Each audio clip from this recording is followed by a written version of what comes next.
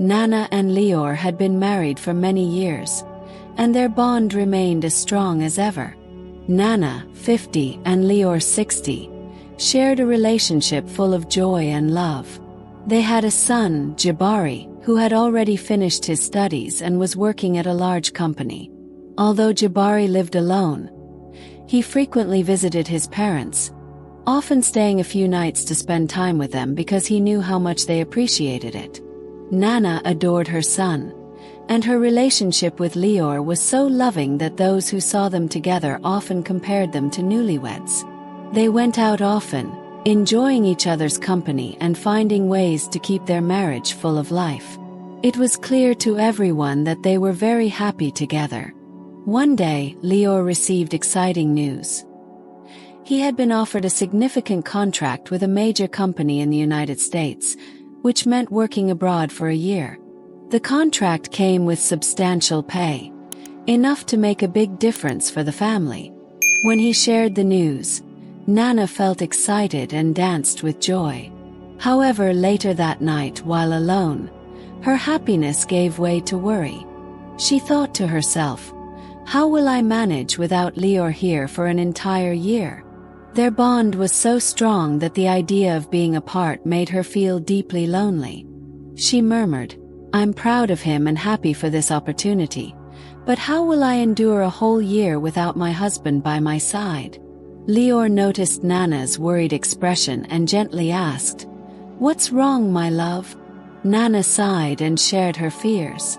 "I'm happy for you, Leor, but the thought of you being away for so long worries me. I don't know how I'll get through a whole year alone." Taking her hand, Leor pulled her close and said tenderly, "My love, I know it will be hard, but a year will fly by. Hold on to our happy memories, and I promise to call you every day. Before you know it, I'll be back." His words eased Nana's heart a little, and she promised to stay strong and hold on to their love to get through the time apart. When the day came for Leor to leave, Nana, with tears in her eyes, hugged him tightly before watching him go. Suddenly he returned, hugged her firmly, and kissed her gently. "Before you know it, the year will be over, and I'll be back," he promised with a warm smile. Nana nodded, but she couldn't stop herself from crying as she watched him walk away. Jabari, seeing his mother cry, comforted her with a hug. "Mom, don't worry," he said gently. "I'll be here for you whenever you need me." Nana gave him a weak smile and thanked him for his support, but murmured, "Thank you, son, but no one can take your father's place."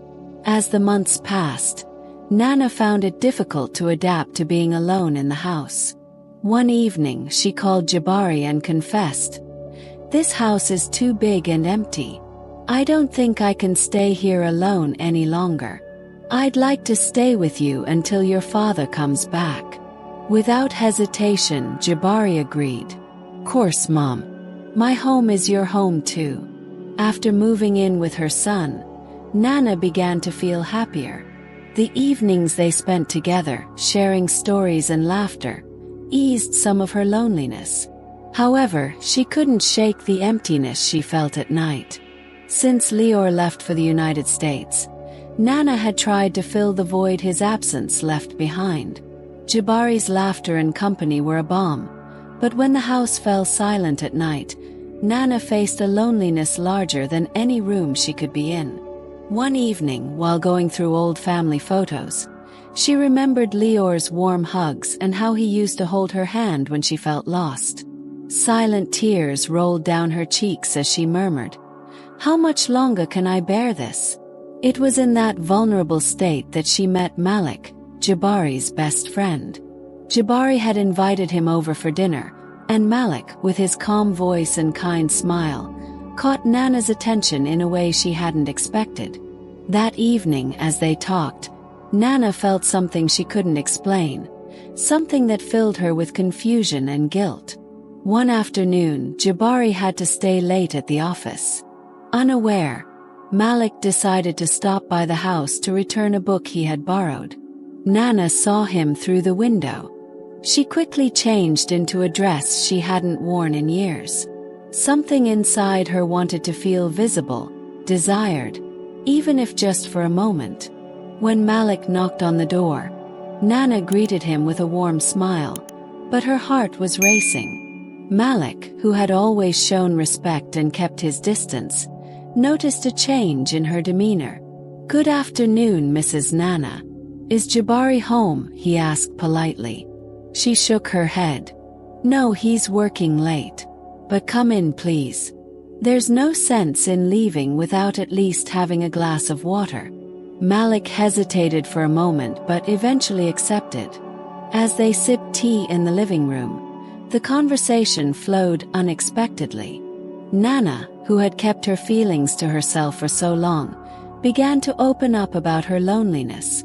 "It's hard being alone after so many years with someone. I never thought I'd miss Leor this much." Malik listened silently, nodding in understanding. At one point during the conversation, a silence enveloped them. Their eyes met, and Nana felt an unexpected warmth coursing through her body. "Malik, it's strange to say this, but your presence makes me feel less alone," she said, her voice trembling slightly. Malik, surprised, replied, "You're an incredible woman, Mrs. Nana. It's natural to feel that way with someone like you." Then, moved by an impulse she couldn't understand, Nana leaned in and kissed him. Malik froze at first but then responded to the gesture. However, as the kiss deepened, both began to feel the weight of what they were doing. Nana, in an attempt to justify her actions, whispered, "It's just a moment. Something I need." Malik, though troubled, couldn't resist. The connection between them, born of loneliness and vulnerability, overflowed. They gave in, crossing a line they both knew they should never have crossed. When it was over, reality hit them like a storm. Malik quickly got up, looking stunned. "What have we done?" he said, running his hands through his hair. Nana, tears streaming down her face, replied, "It was a mistake, Malik. Terrible mistake. I don't know what came over me. Just, please never tell Jabari or Leor. This has to stay between us." Malik, still in shock, nodded. "Mrs. Nana, I never meant to disrespect you. This shouldn't have happened. I'm so sorry." After Malik left, Nana sat on the couch, hugging herself as tears rolled down her cheeks. The echo of what had happened resonated in her mind. How did I let this happen? What would Leor say if he knew? The next morning, Nana avoided Jabari as much as she could. She felt incapable of looking him in the eye. However, fate didn't take long to bring their actions to light. Overwhelmed by guilt, Malik stopped visiting the house, which aroused Jabari's suspicion. One night, as Nana tried to sleep, Jabari softly knocked on her bedroom door. "Mom, what's going on?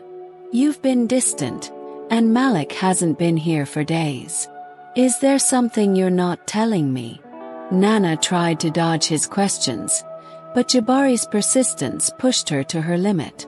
Finally, she broke down in tears and confessed everything. "It was a mistake, Jabari. I don't know how it happened. I feel so ashamed and regretful." Jabari was devastated by what he heard.